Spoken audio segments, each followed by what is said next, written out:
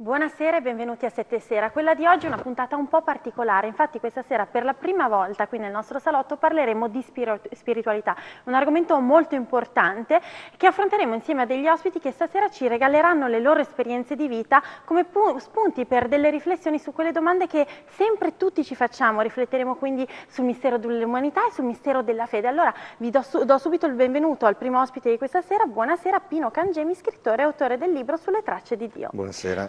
Buonasera, allora è un grande piacere poter parlare di un percorso di crescita che tante volte noi perdiamo di vista nella nostra vita così frenetica, così veramente di corsa, piena di impegni. E allora questa sera troveremo invece il tempo giusto per parlare di quanto la vita debba essere un cammino alla ricerca di una spiritualità, ma soprattutto alla ricerca di un miglioramento. Allora io con lei vorrei raccontare la storia che lei racconta nel suo libro Sulle tracce di Dio, proprio da come è nata. Vorrei proprio seguire le tracce che lei regalerà ai lettori passo passo, partendo dall'esperienza, dall'esigenza che l'ha portata a scrivere questo libro. È stato un nuovo inizio, perché? Ma allora, innanzitutto perché io sono partito anche da un libro precedente che ha parlato, io sono uno studioso di simboli, quindi ho parlato dei Templari, e da quel tipo di libro è partita una nuova esigenza, che era quella di raccontare la spiritualità in base ai simboli. L'ho intitolato un po' forte il titolo Sulle tracce di Dio, si potrebbe togliere anche la D, quindi sulle tracce dell'Io, per capire la spiritualità umana nei vari popoli antichi. E stranamente ognuna di esse ha un filo conduttore.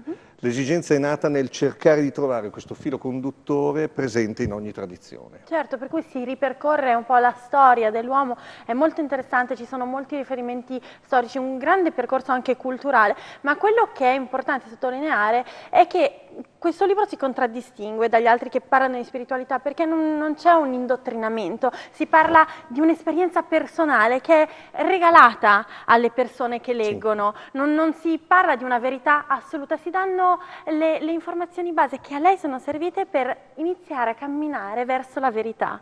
Esattamente così, e tutto è nato proprio da un incontro con un personaggio molto particolare che io considero il mio maestro di vita, e da lì è nato tutto questo processo di crescita che mi ha portato poi dopo a studiare così approfonditamente questi tipi di argomenti. Diciamo che questo personaggio, se vuole racconto un aneddoto, è un personaggio un po' particolare. Io ero una persona che aveva un po' di difficoltà a parlare in pubblico, e quando gli raccontai questo mio limite, quindi questo mio malessere, mi disse: un giorno tu invece farai delle conferenze e parlerai non di cose scritte da altri ma scritte da te. Me lo disse nel 1985, quindi capisco che oggi, a distanza di anni, lui non c'è più, ma tutto ciò si è realizzato. Aveva ragione, certo. Ecco, questo personaggio che lei ha raccontato è stato un maestro per lei, si chiamava, vogliamo anche ricordare il nome? Renzo Callegaro. Ecco, un personaggio che ha fatto la differenza nella sua vita, e è stato un maestro, cosa che ci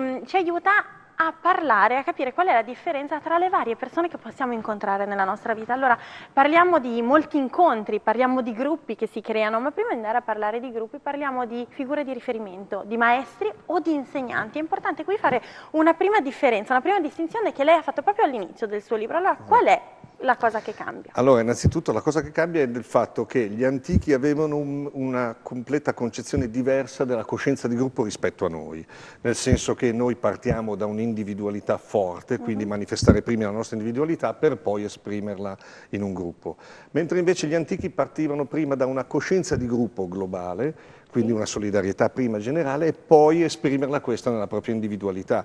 Questo tipo di differenza ha portato poi a vivere la coscienza di gruppo, le varie esperienze di gruppo in maniera più o meno positiva, perché ho raccolto anche dati e esperienze di altri oltre che la mia, e quindi chiaramente la coscienza di gruppo diventa, come dire, già il primo ostacolo o comunque porta che bisogna attraversare per raggiungere una spiritualità di diverso tipo secondo gli antichi. Sì. Certo, assolutamente. Quello è un primo passaggio, la coscienza di gruppo, ma i passaggi sono molti. Allora, lei li ha divisi in 4 tracce. 4 tracce, sì. Prima è proprio la coscienza di gruppo, poi parliamo di filosofia ermetica, poi il cammino della dea e i frammenti di insegnamento. Adesso piano piano cercheremo di spiegare. L'obiettivo finale qual è? È sempre quello di risvegliarsi fondamentalmente, di arrivare a quello che si legge subito qui nel sottotitolo, io sono l'io sono. Io sono l'io sono, sì. Ecco. Che è praticamente una frase oggi, vabbè, attribuita e soprattutto interpretata in maniera diversa. Comunque, io sono l'io sono è la prima frase che dice Yahweh al popolo di Israele, esprimendo se stesso, nel senso che lui non poteva esprimere se stesso, quindi io sono l'io sono o io sono colui che sarò, è praticamente l'espressione tipica di questo essere che ognuno può chiamare come vuole. Dio non è soltanto un libro di fede, quindi io prima ho detto si può togliere la D, nel senso che è una ricerca della spiritualità, sotto qualsiasi nome si possa chiamare. Assolutamente, una ricerca che, come abbiamo detto prima, fa vari passaggi. Abbiamo parlato del gruppo, abbiamo detto qual era la visione degli antichi. Dobbiamo forse però specificare perché c'è l'esigenza dell'uomo di mettersi in gruppo per creare un'esperienza che poi si deve superare. Ma oggi diciamo che è completamente opposta, nel senso oggi c'è il senso di appartenenza che genera i gruppi, mentre invece una volta era proprio un senso di amore spirituale, era completamente diverso, era la spiritualità che portava al gruppo e poi all'individuo. Ecco, oggi la differenza che si può fare è quella un po' più con il concetto di branco, forse. Allora appartengo al mio gruppo, appartengo alla mia piccola tribù, e quello è qualcosa che mi fa sentire forte. Il senso di appartenenza. Esatto, non c'è il cammino. Poi però da questo senso di gruppo ci si può elevare, fare un passo avanti e andare verso che cosa? Si segue la figura femminile, la femminilità come mai? Quello poi dopo è lo scoglio maggiore, nel senso che nel corso dei secoli tutte le tradizioni antiche hanno avuto un atteggiamento nei confronti dell'impulso primordiale femminile che poi si è modificato nel tempo e non si sa perché, o meglio, gli storici lo sanno, comunque le interpretazioni sono molteplici, nel senso che a un certo punto la figura femminile è venuta a scadere, è venuta in secondo piano, infatti non sente più sacerdotesse, le donne non possono effettuare liturgie, da un certo momento storico in avanti, mentre prima erano delle sacerdotesse, erano le vestali che custodivano il tempio, eccetera, da un certo momento in avanti era come se la spiritualità è stata fatta decadere all'interno dell'impulso femminile. Questo libro tende, attraverso i simboli antichi, a cercare invece di fare in modo di riscoprire questa caratteristica che diventa importante secondo me, per l'umanità attuale, per comprendere invece le proprie caratteristiche spirituali. Che è una via che porta, è l'ultimo step per arrivare alla fase più alta, insomma, diciamo, di conoscenza. È l'ostacolo più grosso, dicono. È l'ostacolo più grosso? Sì. E allora continuiamo questo nostro piccolo cammino, abbiamo parlato del gruppo, parliamo anche di quello che succede all'interno del gruppo, parliamo di una gerarchia che ha un significato molto importante. Partiamo dall'etimologia. Allora, l'etimologia della parola, anche questa è stata poi dopo fraintesa. Oggi quando sentiamo parlare di gerarchia giustamente tiriamo un po', come dire, stringiamo un po' le unghie perché gerarchia ci fa capire, come dire, un elemento a piramide dove in alto c'è un capo e sotto ci sono i sudditi. In realtà per gli antichi hieros, archia, cioè o meglio governabilità del proprio sacro, quindi se uno non sa governare la propria frequenza sacra dentro di sé non può assolutamente governare gli altri. Ecco, e a proposito di frequenze sacre, nel libro si parla di 7 raggi di energia. Sì. Ecco, allora questi che cosa sono? Sono un qualche cosa che ci portiamo da sempre in modo invariato? È un qualcosa, una rivisitazione dei tempi moderni, di una spiritualità che c'era? Che cosa sono? Sì, esatto, infatti il secolo dei 7 raggi fu introdotto attraverso degli studi antichi dalla teosofia e portate nell'era moderna sotto quella descrizione dei 7 raggi. Comunque fa parte di uno schema che è uno schema del 7, come le 7 note, i 7 colori dell'arcobaleno, i 7 giorni a settimana, o per passare poi a altri schemi, 12 eccetera. Per esempio lo schema del 7 è quello che rappresenta, come dire, la potenza dell'espressione spirituale attraverso questo schema che è appunto quello dei 7 raggi, ovvero 7 energie completamente diverse che si esprimono, possono esprimersi anche in un solo individuo o in più individui. Certo, e allora quando si parla di spiritualità gli schemi sono importanti, abbiamo detto 7 raggi, però si può parlare anche di altri numeri fondamentali, acquistano quindi di nuovo molta importanza i simboli che sono quasi quasi un veicolo di verità, diciamo. Esattamente. Allora cerchiamo di scoprire il perché di questa immagine in copertina, un'immagine molto complessa, c'è un cerchio con all'interno un triangolo e poi degli altri triangoli. Allora, questo ci tengo a precisarlo perché è un simbolo che non è presente in nessun luogo del mondo,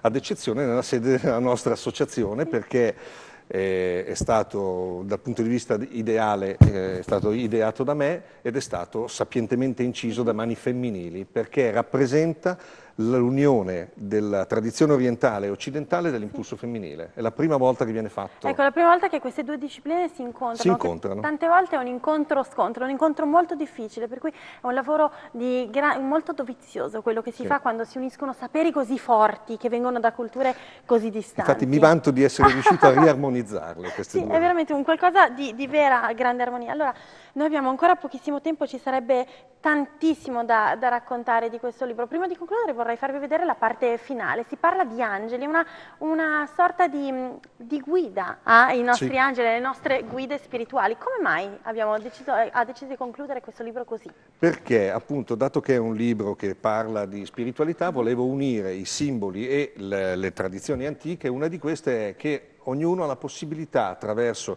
i vari calcoli che comunque lì sono spiegati, attraverso i vari calcoli, di poter avere, come dire, la piccola conoscenza del proprio angelo, eccetera, come la tradizione dell'angelo custode del cristianesimo, e così anche questo proviene dalla Cabala, quindi Allora, poi è uno studio che ho fatto con Franco Bazzini, ci tengo assolutamente. E allora questo libro si chiama Sulle tracce di Dio, è veramente molto molto interessante.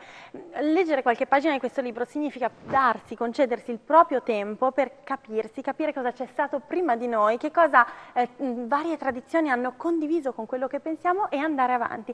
Tante cose sono trattate all'interno di queste pagine, si parla di ermetismo, si parla di alchimie, di magia, si guarda qual è il rapporto tra la magia, l'occultismo e la spiritualità, qualcosa di molto importante che vorrei discutere con lei più a lungo, per cui io farò così, la rinvito proprio per trattare di questo, quando è magia e quando è spiritualità. Va bene, facciamo così. Anzi, la ringrazio della sintesi perché è veramente ottima. Allora, io la ringrazio infinitamente Pino Cangemi, questo è il suo libro, lo facciamo vedere ancora una volta, adesso un pochino di pubblicità, però voi restate con noi perché continuiamo a parlare di spiritualità, andiamo a conoscere la postina di Padre Pio, state qui.